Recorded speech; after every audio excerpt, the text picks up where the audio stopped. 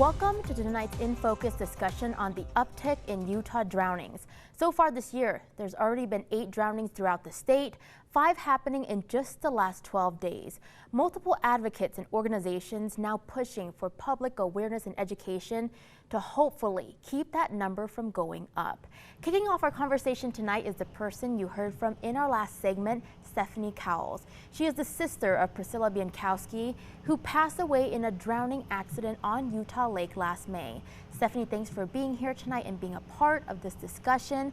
We spoke with you last year about your family and Sophia's family's efforts to get life jacket loaner stations installed at Utah Lake. Tell us about this and the good news that you received last Thursday from the Utah Lake Commission Governing Board. So when we originally started the program for the project, we were visualizing one specific station where the girls went in, and then it turned into 7. And then last Thursday, we got news that 2 of the 7 have been approved so far. The whole project is approved. It's just a matter of getting each location going through their approval process. We were also made aware that the whole project is going to be completely funded. So we're going to be able to hire a private contractor to get all stations built at once. So hopefully it's supposed to start in a few weeks. That is such a great update, and it's so great to see how far this project has come since we last talked to you last year. So far this year, there's already been 8 drownings in Utah, and officials worry that that number will just continue to go up. What goes through your mind when you hear about this? I automatically just think of the families and what a tragic it is to go through something like that. And also why, when 80% of drownings can be avoided if you're wearing a life jacket. So that's just what goes through my mind, is why people just don't wear them, just to be safe. Thank you for sharing your thoughts and feelings with us about that. How has this tragedy impacted your family, and what was it like on the 1-year anniversary of her passing back in May of this year? I think it's impacted all of us a little bit different, like individually. On the 1-year anniversary, it was a lot of tears and laughter, and we just tried our best to stay positive and just remember her in the best way we knew how. We told a lot of stories. We watched some of her favorite movies. We actually went out to the lake, our local lake here, and spent a day on the water. I know that losing Priscilla is a tragedy that you'll never fully recover from, but what's helped you get through the healing process? Well, definitely my family and my friends have helped, and this project has helped a lot. It's been it's comforting, I guess, in a way, to know that it could possibly save one life. If it saves one, I feel like it would be worth it. But I think just the project and staying close with your family and friends and educating people on water safety is what's been somewhat comforting. I really think Commissioner Ivey said it best in the report that we just heard from in the last segment. Is it just speaks volumes on your family's character and your resilience and your ability to just not dwell in it, but take something from that and turn it into something good and possibly save the lives of others. Stephanie, how do you remember Priscilla, and how would you like the community to remember her? I remember her, she's beautiful, smart, funny, stubborn, energetic, artistic. She was very musically talented. She was caring, just a good person, always down to have a good time and just make sure that everyone in the room was happy. And she was just an amazing person to be around. You could never the vibe around her was always good. It was never negative. I'd like everyone just to remember her the same way I do. Stephanie, I wonder if you might have any words or a message to our search and rescue crews. We actually have somebody from Utah County Search and Rescue that will be interviewed in this segment following you. Oftentimes, they don't get closure. They don't get to see or talk to the families of the victims that they may recover or rescue after the incident is over. I just wonder if you might have a message that you would like to send to them. Yeah, just thank you from the bottom of our hearts, everyone that was involved, the volunteers and the workers. You were all so kind and generous, and I know they took them away from their families. So we really appreciate everything that they've done and that they continue to do for other families as well. Stephanie, final words. What's your message to people at home about the importance of practicing water safety and how big of a difference a life jacket can make? As far as water safety, I feel like it's very wise to wear a life jacket, regardless if you're in knee-deep water and you're floating on your paddleboard or kayak or a tube for that.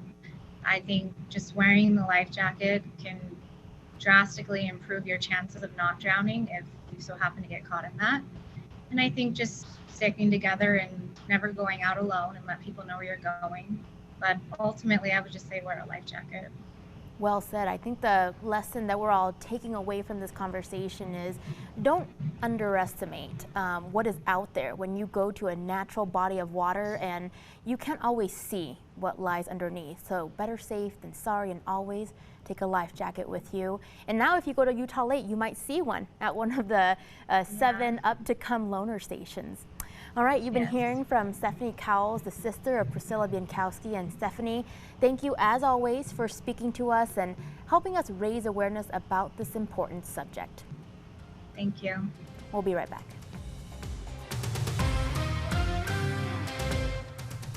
Thanks for staying with us for our second In Focus discussion tonight on the uptick in Utah drownings. Joining our conversation next live via Zoom is Blake Jorgensen, volunteer for the Utah County Sheriff's Search and Rescue. Blake, first off, thanks for all that you and our crews do to help people in time of need, and thank you for being here tonight. First off, we'd like to hear a little bit about your personal story. What inspired you to become a search and rescue volunteer, and how long have you been doing it? Yeah, so it kind of goes back to about 4 years ago. I've always been passionate about the outdoors as well as helping people. I was backpacking in the Tetons with a close buddy of mine that had just joined Davis County Search and Rescue Team. And after an eternity of questions that whole weekend, I was convinced that search and rescue was something I wanted to be a part of. Came home that weekend, and with the support of my wife and children, started the application process and was able to join Utah County Search and Rescue Team starting in 2019. Wow, so thanks to your friend that planted that bug in you 4 years ago in the Tetons. There is so much that goes into training for our search and rescue teams throughout the state. Could you share with us how your crew prepares for the types of calls that you receive every year, particularly in the summer when there are more water-related incidents? Yeah, so every first Thursday and first Saturday of the month, we spend several hours in team meetings learning about techniques for rescue. And then we'll follow that on the first Saturday of the month, actually doing some hands-on training. So both combined, those meetings and trainings are about 5 to 10 hours every month. And during the summertime, when you have the spring runoff in May, we'll typically go and work on swift water training. And then in July, so next week, we'll be focusing on open water rescue. So we'll go out on jet skis and boats and spend some time going over maneuvers to safely perform rescue missions. There's just so much that goes into search and rescue training, and I know that's why you all have to keep up with these different layers and elements throughout the year. Thank you so much for devoting that time to keep people like us safe. What are some misconceptions or maybe things that the public may not know about search and rescue teams? Yeah, great question. So I think the most important thing that people think about with search and rescue is they think they're going to be stuck with a bill. So they're worried about even initiating a call to 911, worrying about the financial burden that it might cause them. There will never be a cent charged to individuals that are utilizing their search and rescue teams. It's something that the state covers. And as far as just a fun thing to know about us as volunteers, we do not have a stipend. We do not get paid for this. This is completely volunteer. And in fact, most of us have quite the commitment from a financial standpoint and time commitment to ensure that we can help folks in our community stay safe. And that's why I just can't thank you and every time I see a search and rescue crew member enough because of the commitment that you all have made to help keep people safe and bring closure to families. Now, Blake, so far this year, we've had 8 drownings in the state already. Are you worried that this number will go up or that this summer will be a busy season for search and rescue calls? And if so, why? Yeah, I think all of us are hoping no, but the reality is accidents do and will happen. I think the main reason this year is the heat has come on and there's really no other place to find relief. In a typical year, you might have some relief up in the high altitudes of the mountains, but even this year, you're having some serious heat in those places. So folks are recreating, and it's just a bad year so far. Yeah, and that just means that with the uptick in search and rescue calls, sometimes it takes those like you away from family gatherings. You might be at a gathering for the 4th of July and you get that call, and sometimes that takes you away from your personal commitments. Blake, what are some tips you have for the public to stay safe in the water? So I think Stephanie touched on it, and kudos goes to her and her family for what they've done. But life jackets, it's no coincidence that a lot of the incidents this year and the victims have been adults, and so really there's nobody is immune to having these kinds of issues. So always have a life jacket if you're going into any body of water where a lifeguard is not present. Always use the buddy system. Go with other people so that they can help if need be. Always have an emergency exit from possible emergencies. So when you go out to recreate, try to come up with different scenarios of possible emergencies that could happen and how you could either mitigate or eliminate those risks. If you're going to be using a boat or a kayak or a canoe, become very familiar with those and understand your limits. Also, consistently check the weather forecast. So even today, you have some thunderstorms rolling through. Those can kick up the water and the swell very quickly. So be very aware of the conditions that may be present, and if need be, push off your recreation to another day to stay safe. Thank you so much for those tips. Blake, we have about 30 seconds left. I want to get to this last question. Search and rescue crew members often don't get to see or talk to the families of victims once the rescue or recovery is over. And we know that can be hard because you don't get closure in something that you get personally and emotionally invested in. So if some of them are watching this segment tonight, what would you like to say to them? Our hearts are with you. To all the families and friends of those drowning victims that have been over the last several years, our hearts and prayers are with you. If there's anything we can do to talk you through these incidents, we're happy to do so. If it helps bring closure or healing, know that we're here for you and pulling for you. All right, you've been hearing from Blake Jorgensen, volunteer for the Utah County Sheriff's Search and Rescue. Blake, thank you again for all that you and your colleagues do. Thank you for being here tonight. We appreciate your time. Thanks, Rosie. We'll be right back. Welcome to our third and final In Focus discussion tonight on the uptick in Utah drownings. Rounding out our conversation tonight live in studio is Mikkel Christensen. She is the Public Relations Chair for the Utah Drowning Prevention Coalition. And Mikkel, thank you so much for being here and welcome to the show tonight. Thanks for having me. Let's start off our conversation with talking about the Utah Drowning Prevention Coalition. What prompted its formation, who's a part of it, and what do you all do? So we are just starting out. We are about a year old now, and how the Utah Drowning Prevention Coalition started is a group of aquatics professionals, mostly pool managers, saw a need in the community that there were some drownings going on, and just that we could be a better resource for our community and educate people on the importance of life jackets and different things like that. And so we all got together and said, let's get this started, get the ball rolling, and so we were able to do that. And we just had our kickoff retreat about a month ago, and we are trying to get as many people from the health department and child safety advocates, as well as state parks and different things like that, all involved and at the table. So we're going in the right direction, but we're still new and working towards that. I love that. I'd like to also get to know a little bit more about why you're so passionate about this. I understand that you have some experience in aquatic safety yourself. Yeah, so I started as a lifeguard at 15 years old, and I've been doing that for over 15 years now, and so it's just something that I've been passionate about. I've had great role models, and I've been very fortunate in my career to work with great staff and train lifeguards, and it's something we never want to see. I think my worst day as a pool manager were days when we had incidents and that we had to respond to those, and watching the families and the staff go through those things is the worst part, so being a resource for them.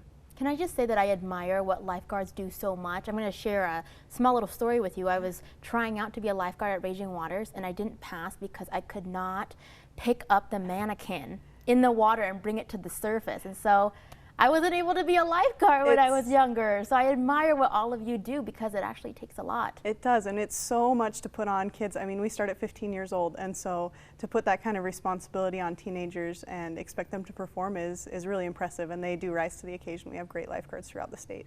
Agreed. Let's turn now to the data and statistics. What do the numbers tell us about the number of drownings in Utah? Yeah, so last year in 2020 we had 47 fatal drownings, which is 11 more than 2019. Our population and the number of drownings consistently rises together, so we're not seeing a huge increase that's disproportionate to our population increase. But we are concerned that we want to get some educational materials out there. One drowning is too many, and so 47 is way too many. What's interesting about Utah, and something that I've learned over the last year, is only about 31% of our drownings are children, and so most of our drownings are adults over the age of 18, and we want to address that. That is so interesting. So I'm wondering, are you at all concerned that there may be an increase in the numbers this year? We've had 8 drownings so far in bodies of water, out in nature in Utah. Any concerns now that more people are heading outdoors as life is returning back to normal after the COVID-19 pandemic? Yeah, I think we are seeing a lot of people getting outside, and I think the heat, like Blake talked about, is important to note. But the numbers don't support a huge increase yet this year. So 56% of Utah drownings happen in the summer months, so June, July, and August. And so if we break that down, we're not seeing a huge increase, but it's something we want to watch and be very careful and cognizant of. So we're in like the hot spots. Yes, definitely the worst part of the year for drownings. So we did talk a little bit about this in the last 2 segments. I'm wondering, do you have any additional water safety tips that our viewers could benefit from as they're watching from home? Yeah, definitely I know it's been mentioned, but life jackets. If you're an adult, set an example, put on a life jacket. Even if you think you can touch, or if you're a good swimmer, make sure you put that on, and it's really important to do. The second one is if you are a would-be rescuer. I think a couple of our drownings this summer have already been people who are trying to help. And so making sure you take precautions to make sure you're safe as the person going out into the water. We always say reach or throw, don't go. So make sure you work towards getting them out of the water without putting yourself in harm's way. And then the last one is just be a water watcher. So if you're an adult or if you're with a group, designate someone to watch the kids and watch people around the water, make sure everybody's in and out together. And if you designate and rotate through similar to how lifeguards do, it keeps everybody safer. And I think what we're taking away from this is some people are a little too overconfident about their swimming abilities. It's literally you versus the water, and the water will never tire, but you will. Yeah, it doesn't tire, it doesn't discriminate, it doesn't keep a consistent depth or temperature, so just things to keep in mind as you're getting into those open bodies of water. Mikkel, we have to wrap, but real quick, any final words you have, or what would you like to leave our viewers with tonight? Just do your best to stay safe, keep yourself protected, and wear a life jacket. That's really the most important piece. All right, well, you've been hearing from Mikkel Christensen, Public Relations Chair for the Utah Drowning Prevention Coalition. Mikkel, we appreciate you so much for being a part of this important conversation and sharing these crucial tips with us. Absolutely, thank you so much.